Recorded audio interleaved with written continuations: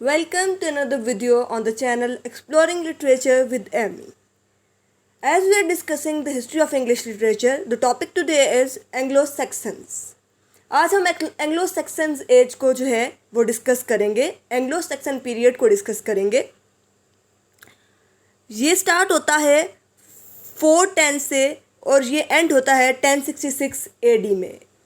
Before starting this video I would like to tell you कि in slides पर मैंने detail mention की है, आप इनके शॉर्ट्स ले सकते हैं। It will help you a lot. ये वीडियो इंग्लिश लिटरेचर के स्टूडेंट्स को और हिस्ट्री ऑफ इंग्लिश लिटरेचर दोनों के स्टूडेंट्स को हेल्प आउट करने वाली है। उसके अलावा कम्पिटिटिव एग्ज़ाम्स जैसे कि CSS, PMS और PPSC के जॉब इंटरव्यूज़ में भी ये आपको हेल्प करेगी। So let's get started.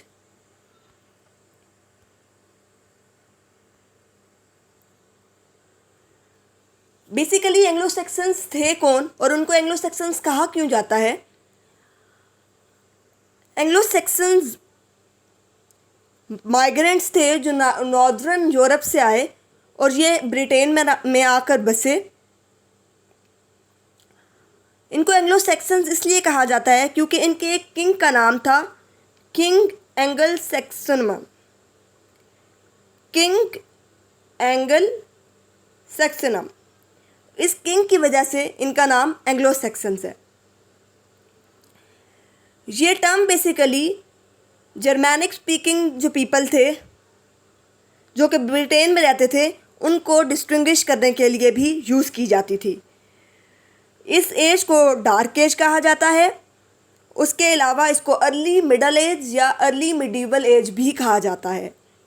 और ये एंग्लो सेक्शंस का जो टर्म है ये इनको 8th सेंचुरी में मिला था।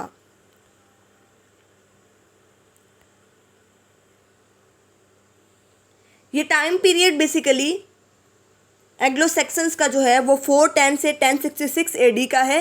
ये तकरीबन 6 सेंचुरीज़ का पीरियड बनता है। इस पीरियड को डार्क एजेस, अर्ली मिडीवल और अर्ली मिडल एजेस भी कहा जाता है।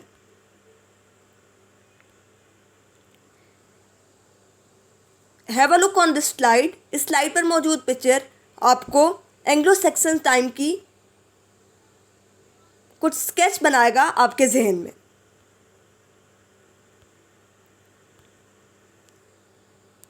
The picture on this slide basically ये बताती है कि एंग्लो सेक्शंस कहाँ से आए और कहाँ पर आकर आबाद हुए। ये बेसिकली एक मैप है। उसके अलावा ये वो किंग है जो एंग्लो सेक्शन टाइम पीरियड में ब्रिटेन पर रूल कर रहा था और इस किंग का नाम है विसेक्स किंग।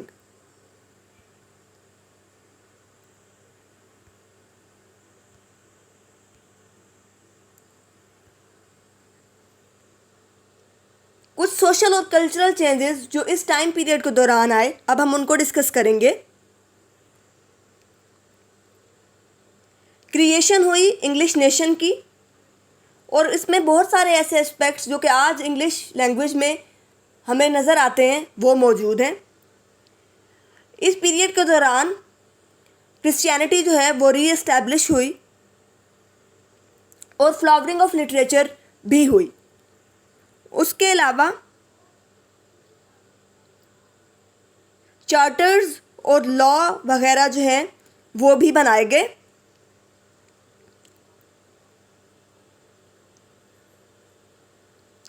उसके अलावा एथरबर्ट जो है एक रिलीजन था जो कि क्रिश्चियनिटी में कन्वर्ट हो गया। बहुत सारे चर्चेस जो हैं उनको बिल्ड किया गया और जो कन्वर्जन्स हुई क्रिश्चियनिटी में वो भी बहुत कॉमन थी हमारे इस टाइम के किंगडम के अंदर।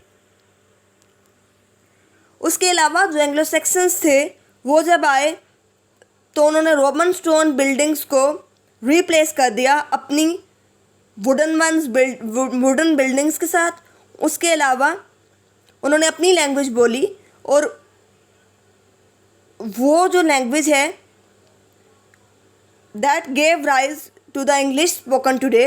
एंग्लो सेक्शंस जो हैं वो अपने रिलीजियस बिलीव्स, अपना रिलीजन भी साथ लेकर आए थे और उसको वो बड़े पुख्ता अंदाज में फॉलो भी करते थे। लेकिन हुआ ये कि सेंट ऑगस्टस नाम का एक शख्स 597 में आया, जिसकी वजह से बहुत सारा कंट्री जो है वो क्रिश्चियनिटी में कन्वर्ट हो गया। People became Christians.